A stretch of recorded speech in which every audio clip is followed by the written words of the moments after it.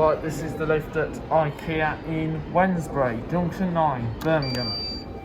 This used to be a Kone Delta, and then it was replaced by an ESV.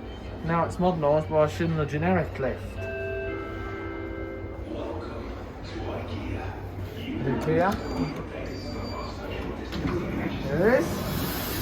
Quite small. Let's go down to level 0. Doors closing. Capacity 13 persons, 1,000 kilograms.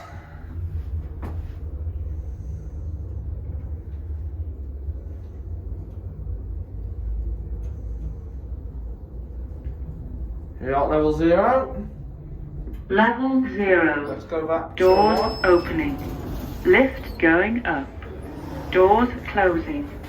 Doors does not close when I push the button. I like that.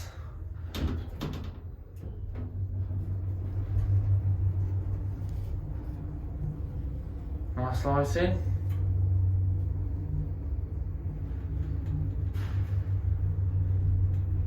Level 1. We got level 1. Doors opening. Let's look at close.